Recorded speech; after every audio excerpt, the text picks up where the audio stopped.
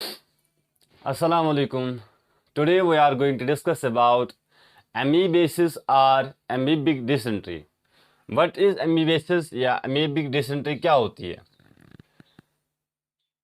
It is the infection of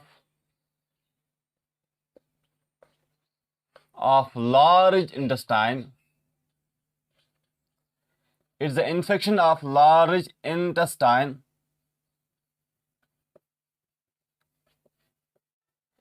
caused by ant T amoeba histolytica.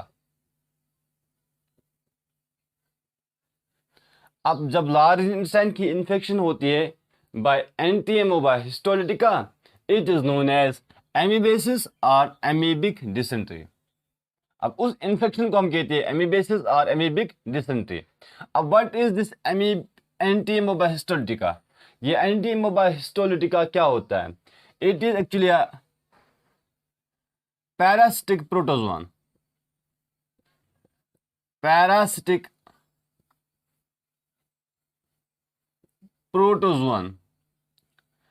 अब आपको पता है क्या पैरासाइट क्या है? Parasite is the organism which obtains its food from others, and protozoan are the animals which have appeared first on the land or in the universe, and protozoans belong to kingdom Protista. अब ये जो एंटीमोबा histolytica होता है, इसकी दो forms होती हैं. One is immature cyst, second is mature cyst. ये जो इमेच्योर सिस्ट होती है और ये जो मैच्योर सिस्ट है, इनका दोनों का स्ट्रक्चर सेम होता है. लाइक इसमें भी सेंट्रल कैरियोसोम होता है, दिस न्यूक्लियस. इसमें भी सेंट्रल कैरियोसोम होता है, लाइक न्यूक्लियस. इसमें भी साइटोप्लाज्म होता है, इसमें भी साइटोप्लाज्म होता है. इसमें भी इंजेस्टेड आरबीसीज होती है, इसमें भी इंजेस्टेड आरबीसी होती है, यानी वो आरबीसी जो इसने खाई होती है. अब इसमें भी एक ही पेयर होता है सीरोपोड, इसमें भी एक ही पेयर होता है सीरोपोड. लेकिन डिफरेंस कहाँ पे होती है? अब ये जो इमेच्योर सिस्ट है और ये जो मैच्योर सिस्ट है, इमेच्योर सिस्ट के बाहर आप देख सकते हो एक wall, and this wall is known as cyst wall. लेकिन मैच्योर सिस्ट के बाहर आप ये वॉल नहीं ढूंढ सकते, क्योंकि मैच्योर सिस्ट के बाहर ये वॉल प्रेजेंट नहीं होता है. अब ये जो सिस्ट वॉल है, it is a protective covering. This cyst wall is a protective covering. Protective covering. अब ये प्रोटेक्टिव कवरिंग अगर है तो प्रोटेक्ट किससे करता है? अब ये इसको प्रोटेक्ट करता है, यानी सिस्ट वॉल इस इमेच्योर सिस्ट को प्रोटेक्ट करती है या करता है फ्रॉम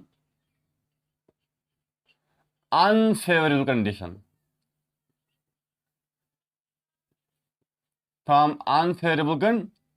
अनफेवरेबल कंडीशंस. और वो अनफेवरेबल कंडीशन हम आगे पढ़ेंगे. अब जब ये अनफेवरेबल कंडीशन रिमूव हो जाएंगी, तब मैच्योर सिस्ट आएगा. और this immature cyst is the cyst which enters in our body. यही हमारी बॉडी में इंटर करती है, इंटर आवर बॉडी. लेकिन दिस इज नॉट इन्फेक्टिव. ये इन्फेक्टिव नहीं होती है, ये डिजीज नहीं करती है, नॉट इन्फेक्टिव.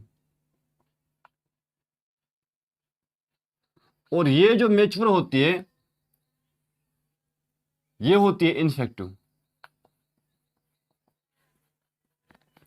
ये होती है इन्फेक्टिव. अब क्या होता है? अब ये देखना है कि अगर लार्ज इंटेस्टाइन में इन्फेक्शन हो रही है और करता है एंटीमोबा हिस्टोलिटिका जो एक पैरासिटिक प्रोटोजोन है, तो मसला ये है कि हमारी बॉडी में ये आता कैसे है. अब उसके लिए हम पढ़ेंगे ट्रांसमिशन.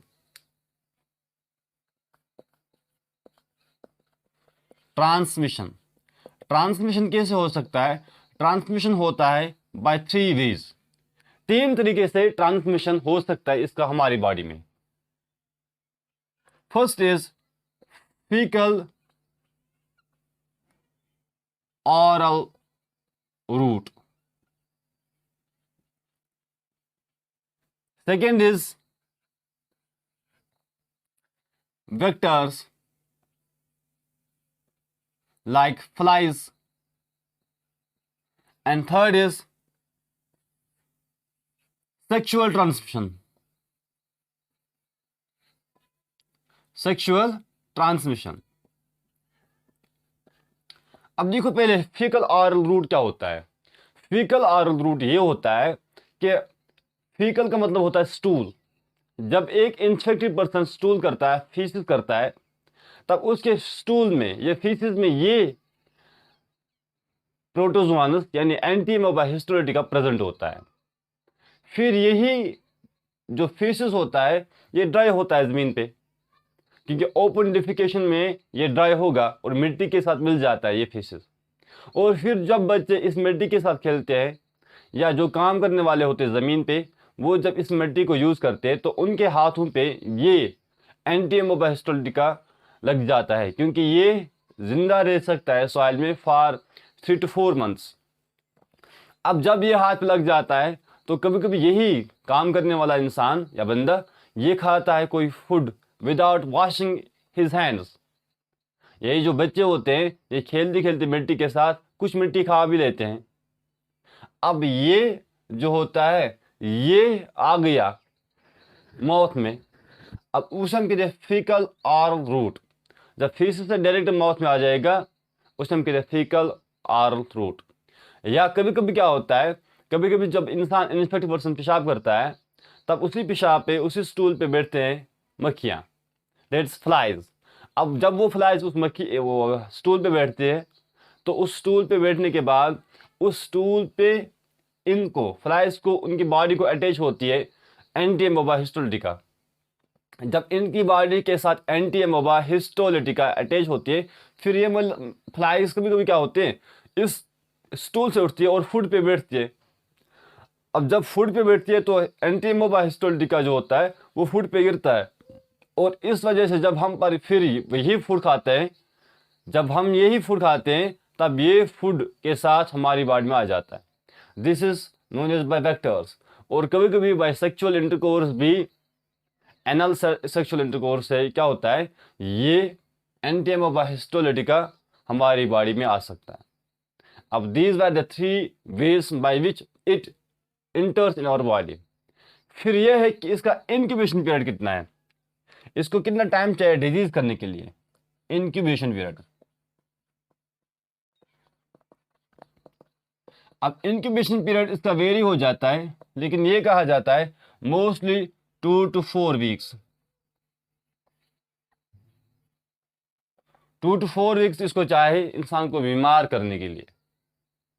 अब फिर है कि जब ये हमारी बॉडी में आता है यानी एंटीमोबा हिस्टोलिटिका आता है तो ये कैसे हमारी बॉडी को यानी लार्ज इंटेस्टाइन को डिजीज करता है. अगर हम एक डायग्राम बनाएंगे यहाँ पे थोड़ी सी, let's consider this is the large intestine.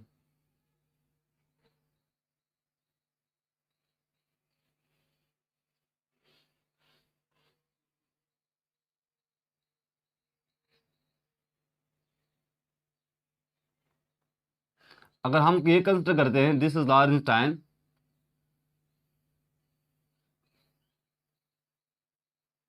अब थोड़ा सा समझने के लिए क्या है हमें करना है काम. अब ये जब इमेच्योर सिस्ट जो ट्रांसमिट होता है हमारी बॉडी में एंटर करता है वो होती है इमेच्योर सिस्ट. जब ये इमेच्योर सिस्ट हमारी बॉडी में आ जाती है तो हमारे माउथ में आ जाती है. अब हमारे माउथ में होता है सलिवरी माइलिस जो इसको डाइजेस्ट कर सकती है, लेकिन इसका सिस्ट वाल इसको बचाता है फ्रॉम सलिवरी माइलिस. फिर ये इमेच्योर सिस्ट हमारी बॉडी माउथ से निकलकर हमारे स्टमक में आ जाती है, और हमारे स्टमक में होती है 2 secretions, hydrochloric acid and gastric enzymes. अब ये सिस्ट वाल इसको HCl से भी बचाती है, गैस्ट्रिक जूसेस से भी बचाती है. लेकिन जब ये इंटेस्टाइन में आ जाता है तब ये जो सिस्ट वाल होती है ये ब्रेक हो जाती है. अब जब ये सिस्ट वाल ब्रेक होती है तब इस प्रोसेस को हम कहते हैं एक्ससिस्टेशन.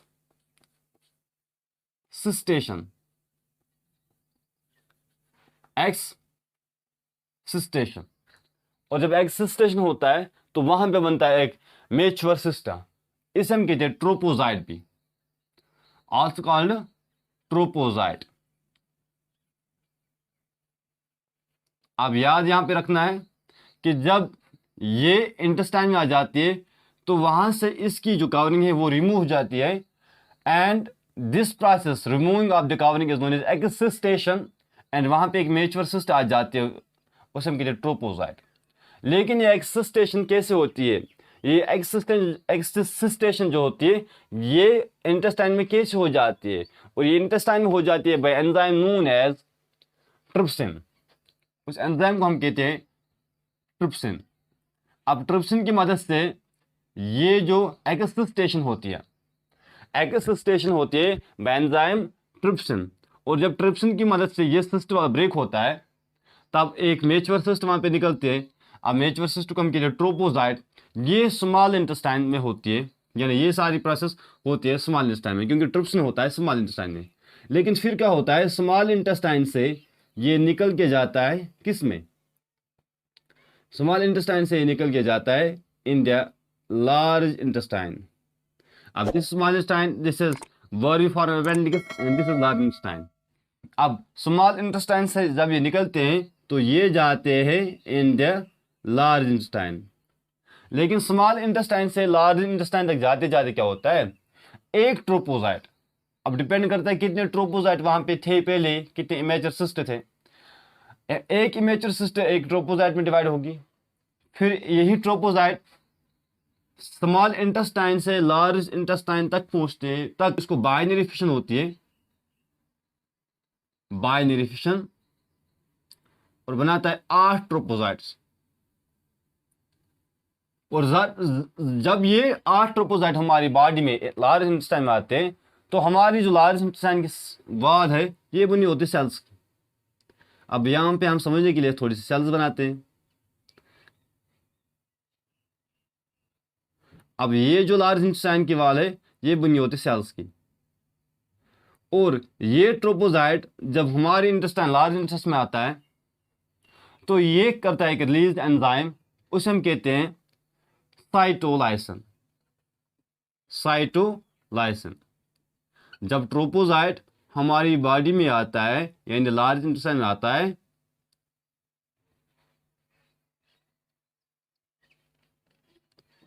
तो वो करता है एक एंजाइम, प्रोटीनेशियस एंजाइम रिलीज, उसे हम कहते हैं साइटोलाइसिन। साइटोलाइसिन, अब ये cytolysin by its term, cyto का मतलब है सेल एंड लाइसिन का मतलब है ब्रेक। जब ये हमारे इंटेस्टाइन में ये एंजाइम रिलीज करता है तो ये सेल्स ब्रेक हो जाती है। जब सेल्स ब्रेक हो जाती है यानी ये जो इंटेस्टाइनल म्यूकस मेम्ब्रेन था, इंटेस्टाइनल लाइनिंग थी, वो ब्रेक हो रही है। इसकी वजह से डिफरेंट प्रॉब्लम्स होती है बॉडी में। वो प्रॉब्लम्स क्या होती है वो हम देखेंगे इन सिम्टम्स। इन सिम्टम्स, अब हम सिम्टम्स पढ़ेंगे। Symptoms, the first symptom is bleeding ulcer. Bleeding ulcers, अब साइटोलाइसिन की वजह से हमारी सेल्स ब्रेक होगी, वहां पे जख्म लग गए इंटेस्टाइनल वाल में। अब जब इंटेस्टाइनल वाल में जख्म लग गए तो वहां पे ब्लीडिंग होगी, तो उन ब्लीडिंग वाले जख्म को हम कहते हैं ब्लीडिंग अल्सर्स। सेकेंड इज, ये जो पेशेंट होता है इसका जो स्टूल होगा वो ब्लड स्टूल होगा, ब्लड स्टूल, और उसमें ब्लड क्लॉट्स प्रेजेंट होंगे।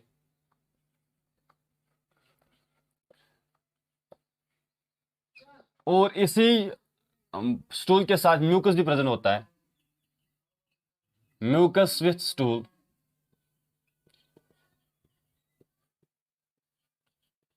और ये जो ब्लड होता है, ये जो स्टूल होता है, ये होता है लाइक ब्लडी डायरिया, यानी in the form of diarrhoea होता है।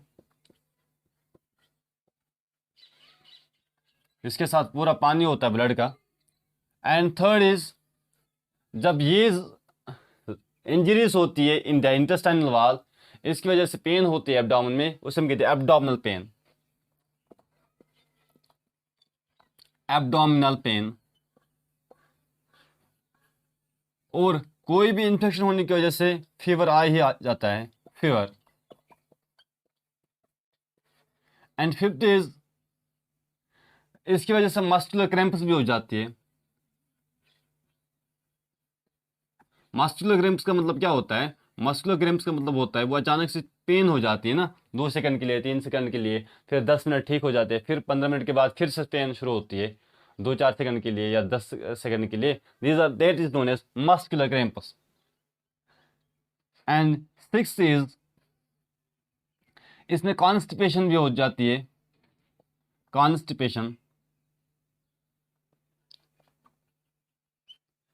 अब सेवंथ यहाँ पे, ये जो साइटोलाइसिन जो ब्रेक करता है इंटेस्टिनल वॉल, यानी जो इन सेल्स को ब्रेक करता है, इसकी वजह से इन्फ्लेमेशन होती है। अब मोस्टली ये कोलान में हो जाती है, तो इसको हम कहते हैं कोलिनाइटिस या कोलोनाइटिस।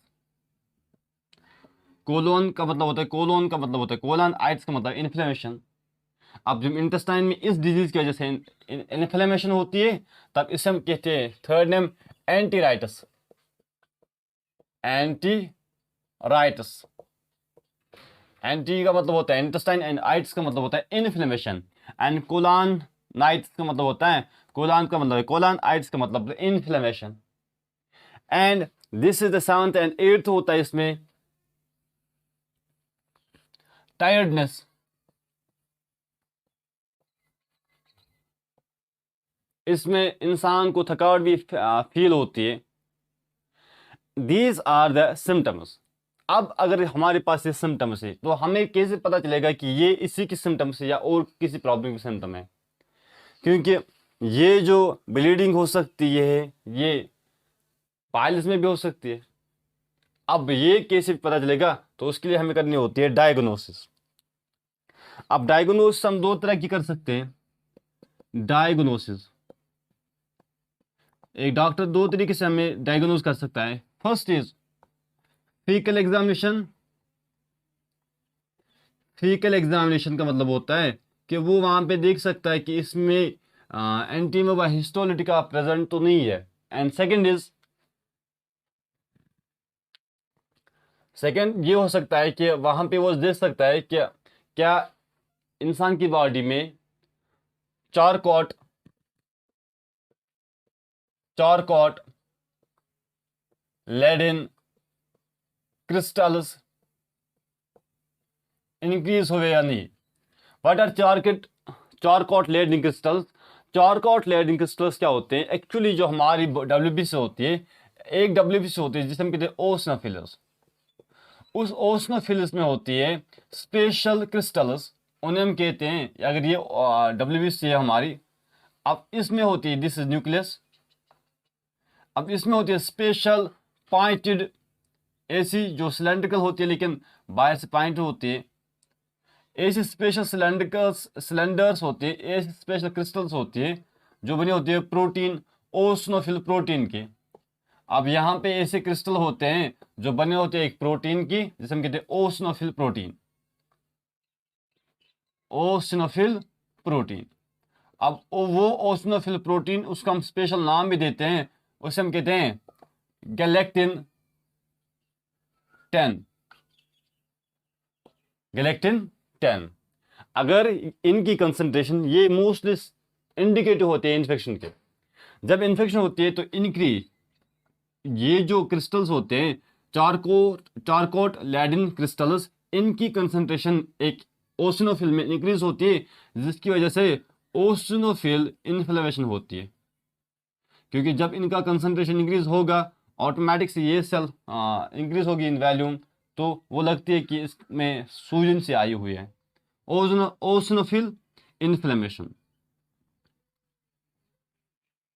अब अगर ये भी पता हो गया कि हाँ एमिवेज से चारकोट लैडिन क्रिस्टल्स में यानी ओसनोफिल में इन्फ्लेमेशन आ गई है, या फीकल मैटर में एंटीमा हिस्टोलिटिका है, तब इसका इलाज क्या है, ट्रीटमेंट क्या है? मोस्टली ट्रीटमेंट में क्या दिया जाता है? ट्रीटमेंट जो होता है, ट्रीटमेंट में दिया जाता है वो सब्सटेंस जिसमें, या वो कंपाउंड्स जिसमें आयोडीन प्रेजेंट हो जाता। Like the best medicine for this amoebiasis is metronidazole. This is the medicine which is used for treating amoebiasis और एमीबिक डिसेंट्री।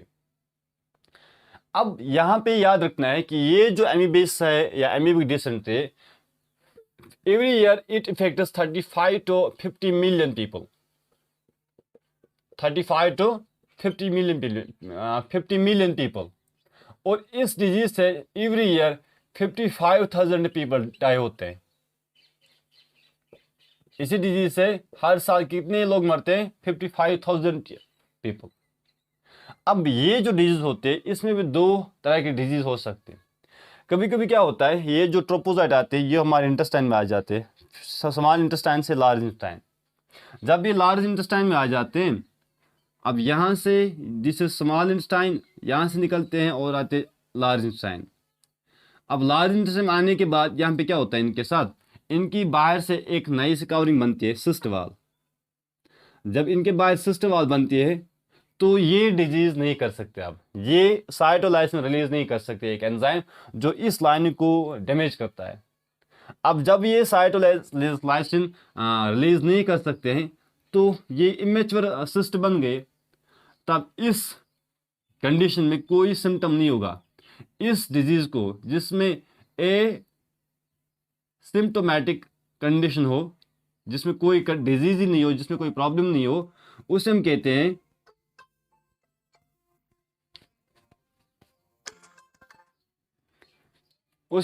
हैं नॉन इन्वेसिव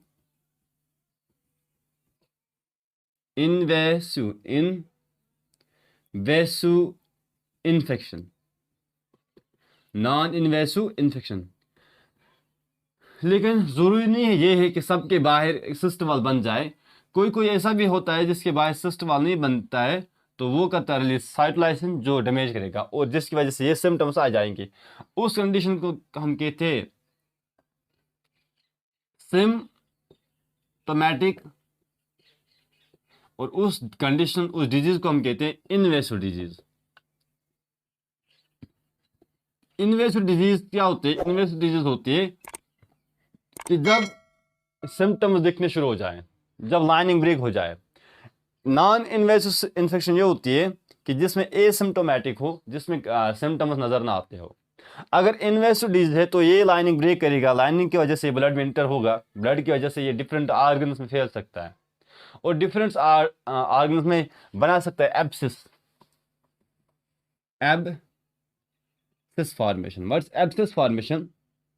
एब्सिस फॉर्मेशन होती है जो डिफरेंट ऑर्गन्स होते हैं उनकी जो इंटरनल सरफेस होती है। अगर ये स्टमक की एक्सटर्नल सरफेस है, ये इंटरनल सरफेस है, या ये लिवर की एक्सटर्नल सरफेस है, इंटरनल सरफेस है, इस इंटरनल सरफेस में होती है स्वेलिंग्स जिनमें पस जमा होता है। अब ये है इंटरनल सरफेस जिनमें पस जमा होता है। These pus containing swellings is known as abscess.